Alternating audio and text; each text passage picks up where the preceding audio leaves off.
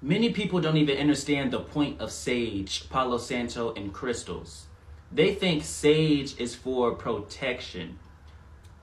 But if all is God, what do you need to be protected from? Peace unto you. My name is Nadiie, and we are going to teach you how to properly utilize sage, Palo Santo, and crystals. All right, at a foundation, what you must understand is oneness. Oneness is the way. Oneness basically means of the many. Of the many. It's like, I see you, you see me, we know we are connected, and we are expressing in a unique manner. That is the human sense of what oneness is. It's not of a hive mind. It's of a, we are connected, but we are still going to express ourselves in a unique way. So what I do influences what you do, and what you do influences what I do. We're connected in that way. But how we can present solutions shall be unique.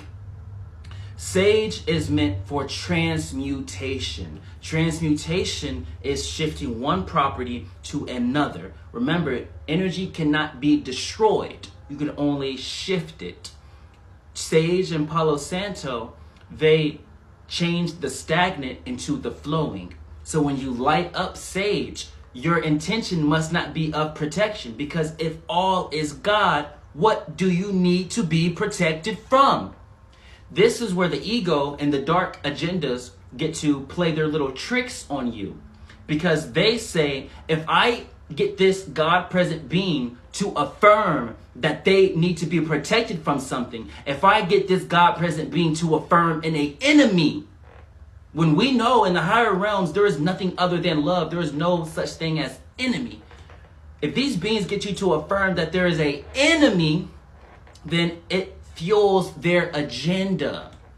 So instead of lighting sage and Palo Santo for, oh, God protect me from this, God protect me from that, spirit guides, animal totems, help me, help me. Instead of operating out of a lack mindset, you say, by my name, I affirm that all which is stagnant shall be transmuted into that which is flowing. And so it is. What does that mean? That means any pain, fear, lack mindset, evil thoughts, any outside influence that produces stagnation, easily being gullible, anything around that nature is going to be shifted. Because you remember, you cannot destroy energy. You can only shift it. You can only repurpose it.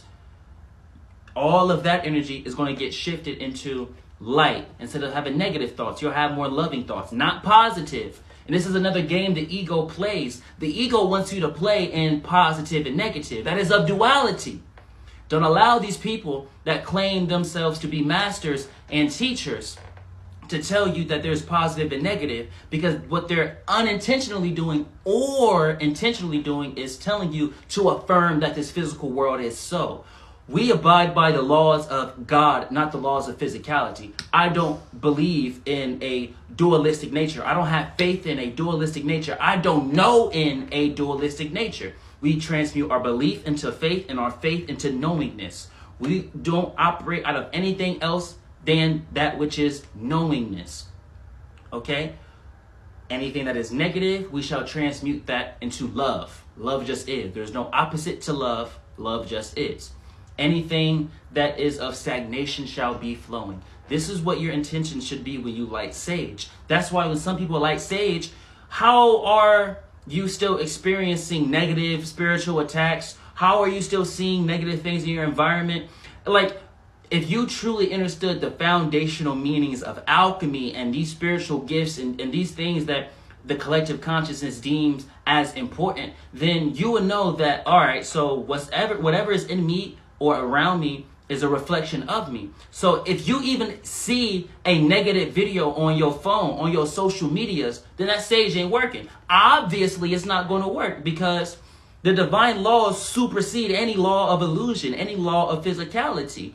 God says, why are you trying to protect yourself from anything when you are that which is my abundance? I, as God is not going to enable lack behavior. Let that sit. God is not going to enable lack behavior. God is not going to enable a lack mindset. So when you're praying to God, and you're setting these intentions, but you're operating out of a fear mindset when you're operating out of, God, help me, help me, help me. You must understand that God is seeing you as a abundant being, not as a being that requires help. So it's not going to send a super angel your way to fix your muck. God is going to be like, no, what I'm going to do is I'm going to orchestrate a plan for you to see yourself as I do. Let that sit. Let that settle in. Feel that. This is what God is producing. Perfect love. Perfect love. Not even unconditional love. Perfect love. For unconditional love still resonates in a dualistic way. There is love of conditions and unconditional love. Unconditional love means I am tired of conditions, therefore I shall be unconditional. That you see ours too. Love is just love. It's sing. When you say love, love. I felt that. That's love right there. Ooh, that's love. That's how God operates. And as it pertains to crystals, what you must understand is each crystal can be utilized for everything. The amethyst crystal can be utilized for the heart, even though its foundational meaning is for the mind. But you must operate out of a commander energy for you to shift the collective consciousness foundation that it placed upon crystals. If you are still unsure, if you're still operating out of belief, if you're still operating out of faith, and you're not operating out of knowingness, then you'll never turn lead into gold. You'll never turn water into wine. See, when masters do these forms of alchemy, they don't have belief or faith that it's going to happen. They know it's going to happen. See, what you must understand is you have a rank. Everyone has a rank. Everyone has authority. All right? And this is why I say when you utilize certain prayers, A.K.A. divine statements, say by my name. Because you may not consciously understand your rank, but your soul, your spirit, unconsciously, your subconscious knows your rank. So when you utilize a Christ term like by my name, you are unintentionally affirming your rank. And it's like putting a stamp on it. And whatever you say after that, it's going to speed up tremendously into fruition as it pertains to what your perception is or what you deem as so. So I'll say, by my name and the will of God, guide me to seeing as that which our father, mother sees. And so it is. See, if I were just to say, God, guide me to seeing as you see. See, God understands that's a high vibrational prayer, A.K.A. divine statement. But when I say by my name, God is saying, oh, he's activating his rank. Yep, this is a Christ being right here. He's operating out of his rank. And I utilize this information as it pertains to crystals because I command crystals to do what I want them to do. And that's how, like back in the days in, like Lemuria and those type of places, they had crystals doing wild things. Crystals were actually the first library, if you didn't know, because crystals hold memory.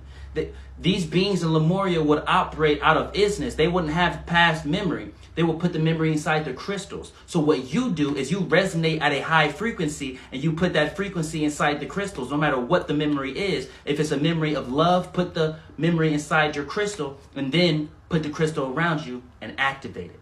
That's how you utilize Palo Santo, sage, and crystals. Welcome home.